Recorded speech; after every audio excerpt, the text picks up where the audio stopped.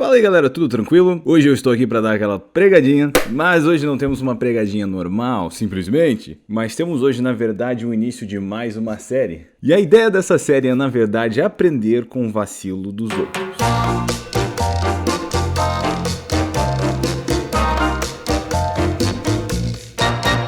Crescendo, eu percebi que no ambiente da igreja eu tinha a oportunidade de escutar vários testemunhos e várias histórias, e muitos desses testemunhos e histórias eles vinham com um final comum, que era como eu me arrependi de ter feito isso, como eu me arrependi de me afastar do Senhor, como eu me arrependi de ter cedido essa vida de pecado. E eu percebi que todo mundo tinha um arrependimento em comum, então eu decidi aprender com eles. E teve muitos enganos na minha vida que eu deixei de fazer porque eu ouvi do engano dos outros. Então algo que eu sempre digo aqui é: aprenda com quem caiu e não caia para aprender. Nós precisamos ter essa mentalidade na vida. Augusto Curry disse que uma pessoa inteligente aprende com seus erros, mas uma pessoa sábia...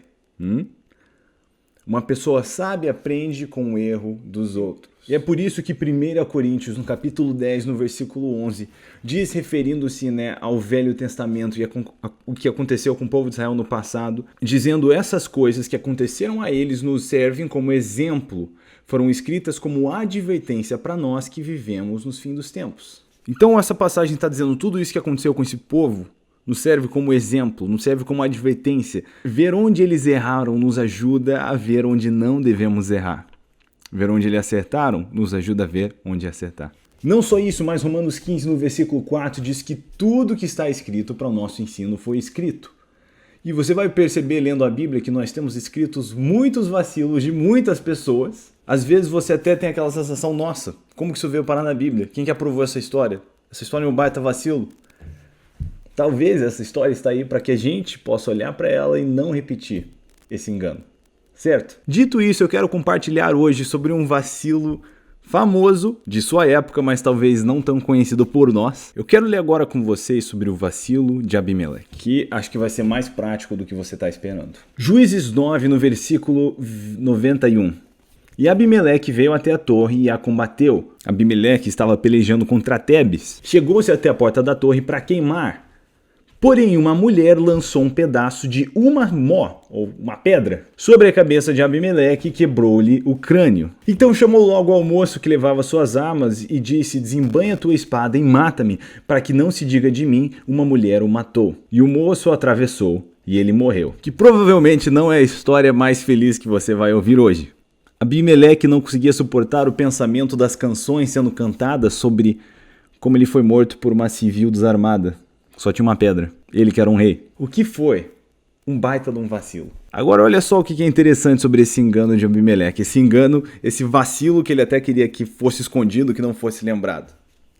Anos depois, em 2 Samuel, no capítulo 11, quero ler com vocês o versículo 18 ao 22. Isso é quando Davi está cometendo um dos seus baita vacilos, na verdade, tentando encomendar a morte de Urias, porque ele engravidou a esposa de Urias, o que afinal de contas não se faz. Mas quando Joabe, um dos cabeças de seu exército, organiza a coisa toda e manda um mensageiro a Davi, esse é o recado que vem.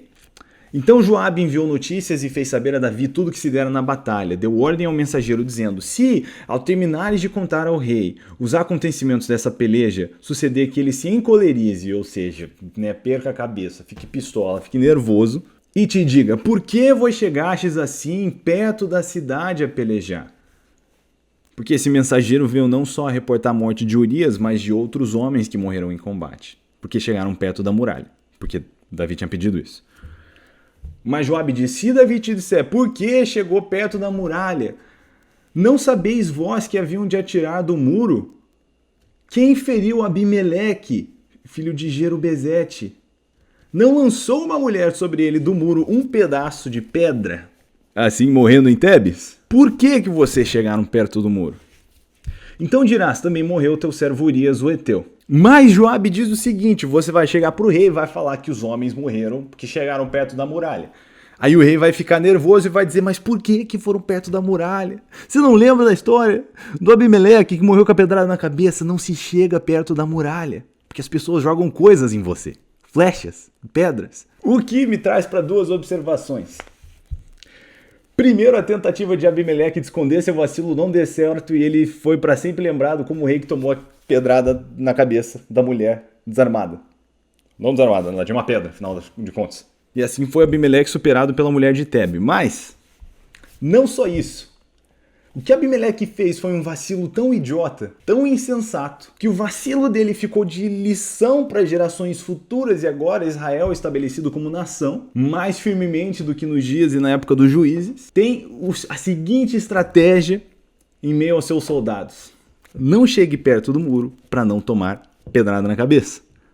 Como aconteceu com Abimeleque. Moral da história, nós podemos aprender com vacilos dos outros. Nós podemos ajustar o nosso caminhar para não repetir os mesmos enganos que já foram cometidos.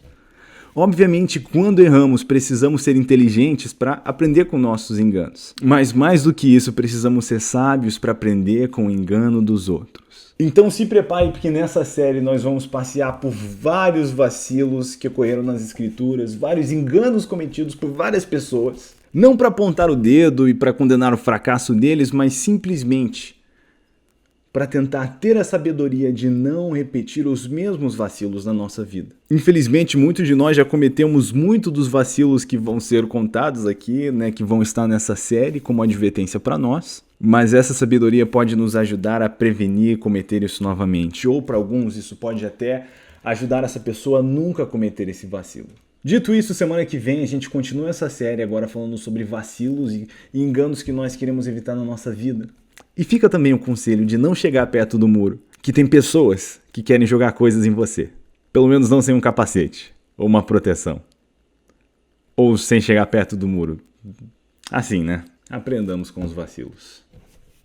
Valeu!